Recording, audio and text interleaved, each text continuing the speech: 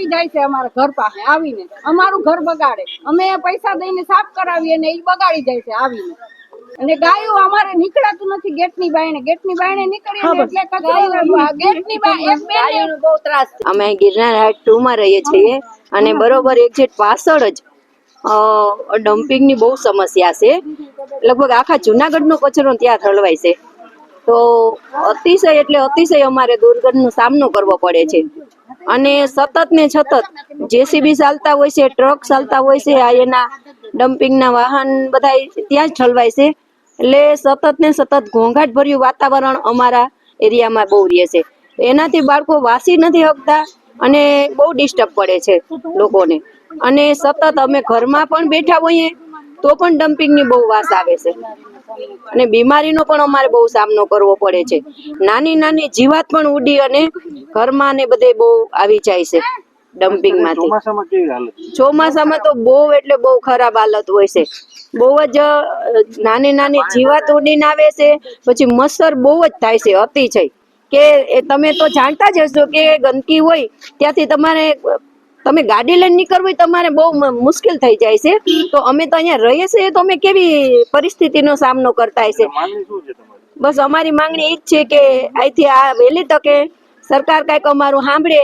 સરકાર તો બહુ સ્વચ્છતા અભિયાનના બધું ચલાવે છે ને બહુ ઓલું કરે છે, પણ અહીંથી આ બધો કચરો હટાવે એવી અમારી માંગ છે। હું વસુધા કરગઠિયા 7મા માળે રહી છે। 7મા માળે થોડુંક વધારે જ ડસ્ટિંગ ઉઠતું હોય છે, તો એમાં જે વધારે પડતું ડસ્ટિંગના કારણે અને જે પ્લાસ્ટિક ને આ જે કચરો જે બધો ભેગો થાય છે, અને જે આ સ્વચ્છતાને ચોખ્ખું કરવાની વધારે જ માંગ છે। એટલે માટે કહે છે કે સ્વચ્છતા રાખવી જ જોઈએ, પણ જોઈએ એવી સ્વચ્છતા છે જ નહીં। તો જે વાયરલ વિડીયો તો બહુ જ છે કે સ્વચ્છતા, પણ જોઈએ એવું સ્વચ્છતા નથી। એટલા માટે ખાસ કરીને આજે ને આનો મોટો બધી અવાજ ઉઠવો જ જોઈએ।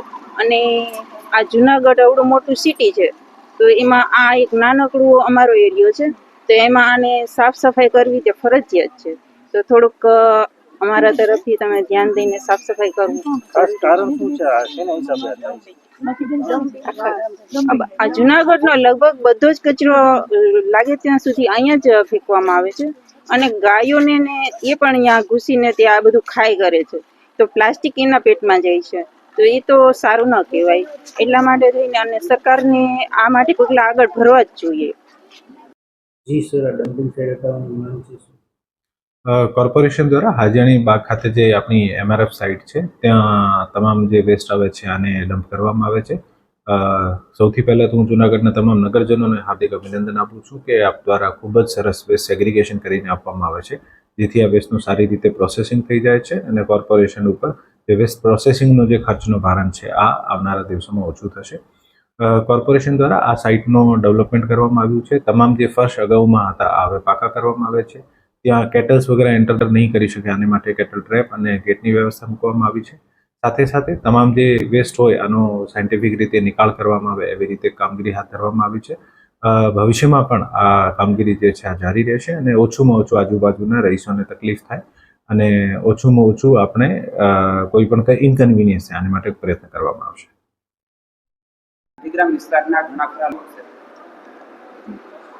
ડોર ટુ ડોર જે કલેક્શન થાય છે, હાલમાં 75 રિક્ષા હતી અને હવે એક વધારે 120 રિક્ષા કરવામાં આવી છે।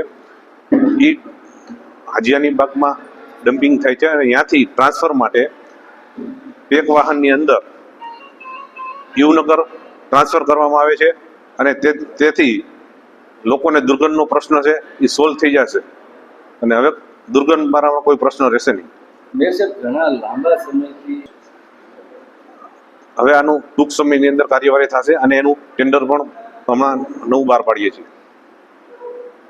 લોકો ઠલવી જાય છે અમારા ઘર પાસે આવીને, અમારું ઘર બગાડે, અમે પૈસા દઈને સાફ કરાવીએ ને ઈ બગાડી જાય છે આવીને। અને ગાયો અમારે નીકળાતું નથી ગેટની બાયણે નીકળીએ ને એટલે કચરો ગેટની બાય એક ગાયોનો બહુ ત્રાસ છે. ગાયું તો સતત છે. ગાયું ડેલો ખુલે ને એટલે ગાયું ડેલાની અંદર ગળી જાય છે. અમારા છોકરા રમતા હોય ને તો અમારે છોકરાઓને અમે બાયણે મૂકવા આવીએ તો આ બધી ગાયો છે એ બધાય ને આ બધાનું ઠલવી જાય એ કચરો. હા, અને અમે 3-4 જણાને કીધું ને કે તમે અહીંથી ગેટ પાસે તમારી ગાયોને લઈ જાઓ તો ઈ કે તમને ક્યાં નડીએ ફળિયામાં ગાયું છે ઈ. એટલે અમારે તો સમસ્યા તો બહુ જ છે અહીંયા અમારે ગેટ પાસે પીને પાણી. હા, અમે જે અમારો અંદર કાલે રોંગણી રહીમાં એટલે ભાઈ તો અમારો આખો અંદર સાફ છે પાણી બગાડી જાય આવી તોય અમે ઈ બેન ને મહિનાથી ખાટલો આવ્યો હતો અલ્પાબેન જોશી પાંચમા માળે અમારે આયરે રહીએ ને એને પછાડ્યા હતા. એને એ મહિનાથી ખાટલો આવ્યો. ગાડી વાળાને પછાડી દીધા હતા. હા, બધે મંદિર આગળ અમારે ગેટ આગળ લઈ લો અમે